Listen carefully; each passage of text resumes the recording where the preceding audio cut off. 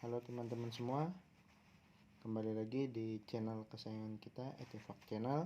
Nah, pada kesempatan kali ini kita akan melanjutkan kembali pembahasan kita yang sebelumnya tentang penjelasan buku pedoman pemilik Honda PCX 160. Nah, pada pembahasan kita yang sebelumnya kita sudah membahas tentang jenis BBM yang bisa dipakai di Honda PCX, kemudian ada pula kapasitas muatannya, muatan bagasi, lalu juga tekanan ban dan lain-lain. Nah, lalu pada video kali ini kita akan melanjutkan pembahasan setelahnya ya. Tapi sebelum kita lanjut ke videonya, silahkan bagi teman-teman yang belum subscribe channel ini, silahkan di subscribe dulu dan ditekan tombol loncengnya agar kalian semua tetap dapat mendapatkan informasi terupdate mengenai video kami. Oke, langsung kita mulai ya. Kita lanjut di halaman 10 ya. Di sini ada hal-hal yang perlu diperhatikan untuk keamanan berkendara. Di antaranya yaitu memakai pakaian pelindung. Nah, itu yang jelas adalah helm ya. Helm yang sudah sertifikasi ISO, lalu mudah terlihat, artinya visibilitasnya nyaman, tidak buram gitu kan kaca helmnya. Kemudian ukurannya pas untuk kepala Anda. Jadi pastikan helmnya ukurannya pas dengan kepala kita. Lalu dapat dipakai dengan nyaman tapi aman dengan tali dagu dikencangkan. Nah, jadi setiap memakai helm tali dagu itu agar dipasang. Kemudian pelindung wajah dengan bidang penglihatan yang tidak terhalang atau pelindung mata lainnya sesuai standar.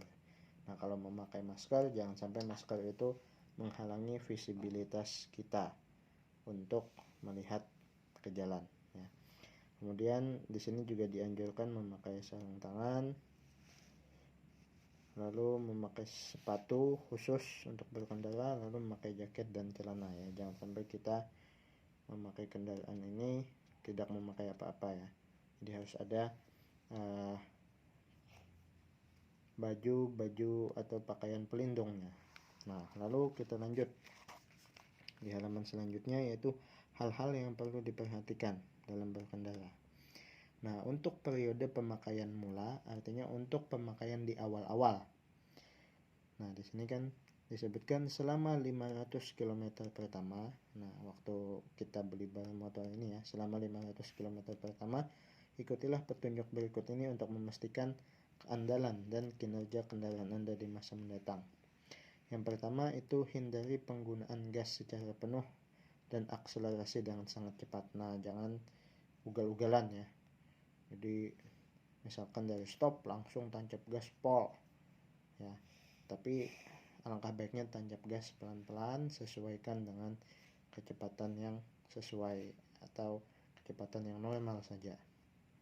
Kemudian yang kedua, hindari pengereman mendadak. Nah, jadi untuk pengereman usahakan jangan sampai mengerem mendadak. Nah, apabila ada misalkan objek di depan kita, ada mobil atau motor lain ya, kita ambil jarak dulu untuk pengereman. Jangan sudah mepet baru kita rem ya.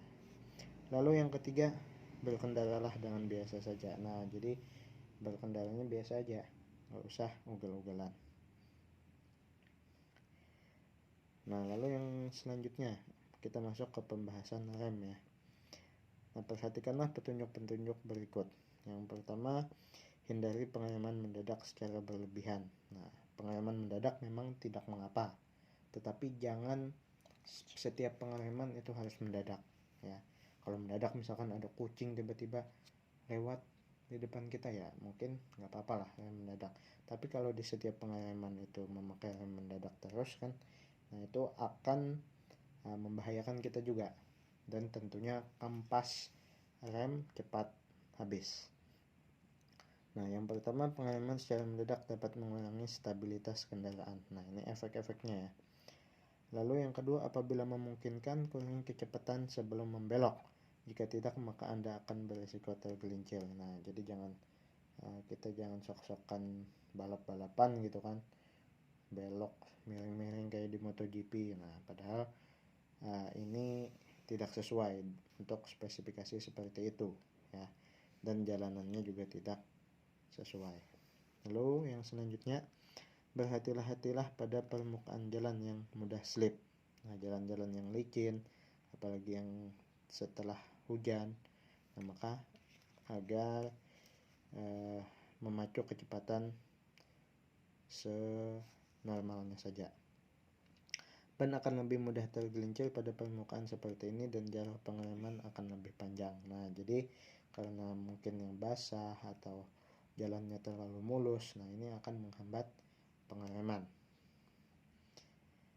Lalu hindari pengereman secara terus-menerus. Nah yaitu pengereman berulang kali seperti ketika melaju di jalan yang menurun dan panjang dapat mengakibatkan panas berlebih pada rem yang menyebabkan berkurangnya efektivitas pengereman. Nah jadi kalau di jalan menurun misalkan, itu jangan tancap rem terus kan, jangan. Tapi bagusnya kita sambil melepas gas, kecuali ada objek di depan kita, nah baru kita mengerem. Tapi kalau tidak ada, kita lanjut saja tanpa memacu gas. Lalu yang selanjutnya, untuk efektivitas pengereman yang maksimum, gunakanlah kedua rem depan dan belakang secara bersamaan. Nah jadi alangkah baiknya untuk setiap pengereman gunakan kedua rem, baik rem depan maupun belakang. Ini untuk menghindari tergelincir ya. Biasanya kalau kita sedang melaju lalu tiba-tiba kita merem depan, maka biasanya ban belakang yang tidak direm akan terlempar ke samping. Nah itu kan berbahaya untuk kita.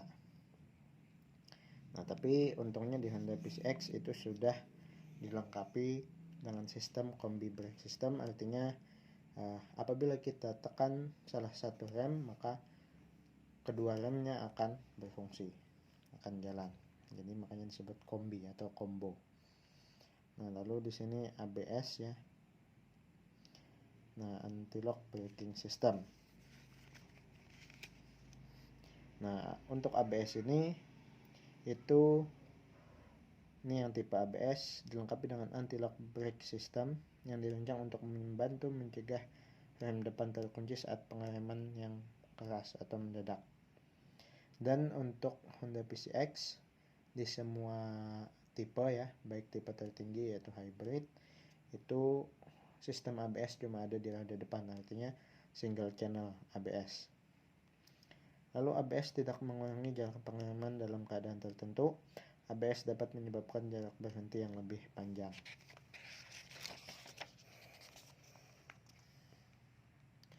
Lalu ABS tidak berfungsi pada kecepatan di bawah 10 km per jam. Nah jadi artinya pengereman ABS hanya dapat dipakai untuk kecepatan di atas 10 km per jam. Kemudian handle rem depan mungkin akan sedikit kendor saat menggunakan rem. Nah dan hal ini normal. Jadi jangan dianggap ini handle-nya kok kayak loyo gitu ya, bukan. Ini memang sudah hal normal mengingat itu adalah rem ABS. Lalu gunakan selalu ban depan atau belakang yang dianjurkan untuk memastikan ABS bekerja dengan baik. Nah jadi untuk ban, artinya ban ininya ya, ban luarnya itu hendaknya memakai ban luar yang bagus ya, yang dianjurkan spesifikasi minimal, bahkan kalau bisa yang lebih baik, untuk memastikan pengereman ABS ini akan berfungsi dengan optimal. Nah lalu di sini kita masuk ke tipe yang kedua, yaitu tipe combi brake. Nah pada tipe CBS atau combi brake, maka kendaraan Anda dilengkapi dengan sistem rem yang mendistribusikan gaya pengereman di antara rem depan dan belakang. Hal ini berarti bahwa mengoperasikan handle rem belakang akan mengerem rem belakang dan sebagian rem depan, sedangkan mengoperasikan handle rem depan hanya akan mengerem rem depan saja. Nah jadi untuk sistem combi brake ini, jadi kalau kita mengerem dengan rem belakang, maka rem depan juga akan berfungsi sebagian. Tapi kalau cuma kita tekan handle rem depan, maka yang akan direm cuma rem depan saja.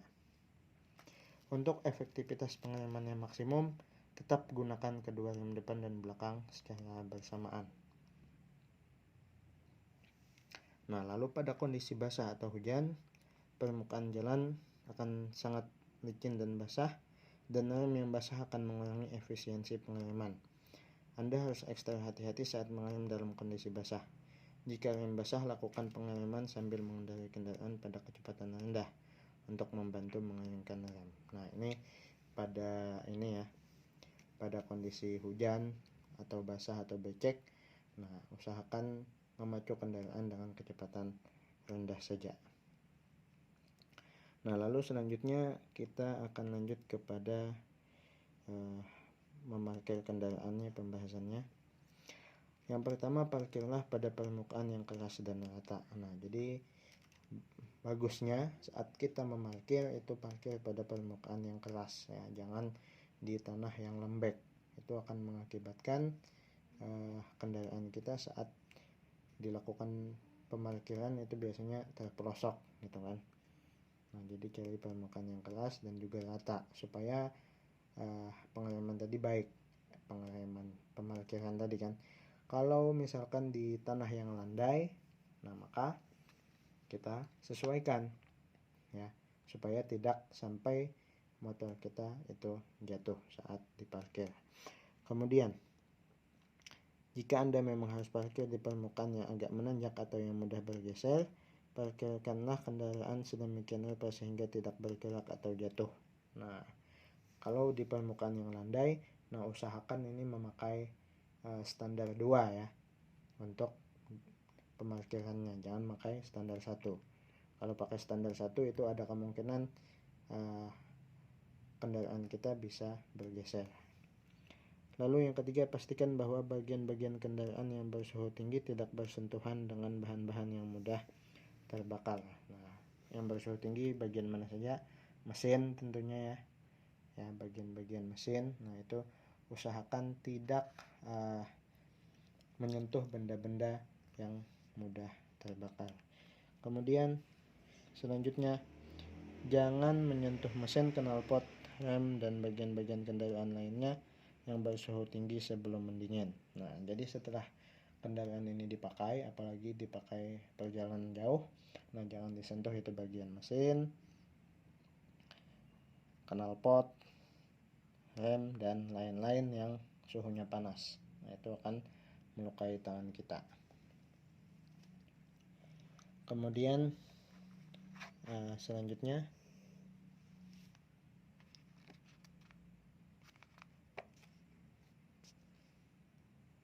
nah ini ya, untuk mengurangi kemungkinan pencurian, kuncilah selalu stang kemudi. Nah, artinya kunci stang ya, jangan cuma kunci biasa. Kuncilah kunci kontak dan tinggalkan kendaraan Anda sambil membawa Honda Smart Key bersama Anda, lalu nonaktifkan sistem Honda Smart Key jika perlu. Nah, jadi bagusnya di setiap parkir itu kita kunci stang ya, jangan dibiarkan tanpa kunci stang. Dan juga hendaknya diputuskan koneksi antara Smart Key dengan kendaraan. Lalu kami juga menganjurkan Anda untuk menggunakan perangkat anti pencurian. Aktifkan juga sistem alarm anti pencurian. Nah, perangkat anti pencurian itu semisal adalah immobilizer dan lain-lain. Ya, sebentar. Ya, mungkin sampai halaman sini aja ya. Sedikit lagi kita. Lalu parkir dengan standar samping atau standar tengah. Nah, bagaimana caranya? Yang pertama, tentu saja matikan mesin ya.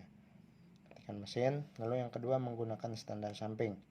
Tekan standar samping ke bawah, miringkan kendaraan ke kiri secara perlahan sampai seluruh berat kendaraan bertumpu pada standar samping. Kemudian menggunakan standar tengah. Untuk menurunkan standar tengah, berdirilah di sisi kiri kendaraan, peganglah handle stang kiri dan grip rail, tekan ujung standar tengah ke bawah dengan kaki kanan Anda, dan secara bersamaan tarik kendaraan ke atas dan ke belakang. Nah, jadi untuk Honda PCX 160 ini untuk menggunakan standar tengah sangat gampang ya. Jadi terasa ringan walaupun bobot kendaraannya berat. Lalu yang ketiga, putar stang kemudi sepenuhnya ke kiri. Nah, jikalau memakai standar samping, memutar stang kemudi ke kanan akan mengurangi stabilitas dan dapat menyebabkan kendaraan terjatuh. Lalu yang selanjutnya, putar kunci kontak ke posisi lock dan kuncilah kontak. Lalu yang selanjutnya, aktifkan sistem alarm anti pencurian. Ya, mungkin ini dulu lanjutan pembahasan kita tentang buku pedoman Honda PCX 160. Akan kita lanjutkan lagi di part selanjutnya ya, supaya semuanya yang belum sempat baca bisa langsung mendengarkan dan menyimak dari video ini saja. Sebelum kami tutup, kami ingatkan kembali untuk like, komen, dan subscribe. Wassalamualaikum warahmatullahi wabarakatuh.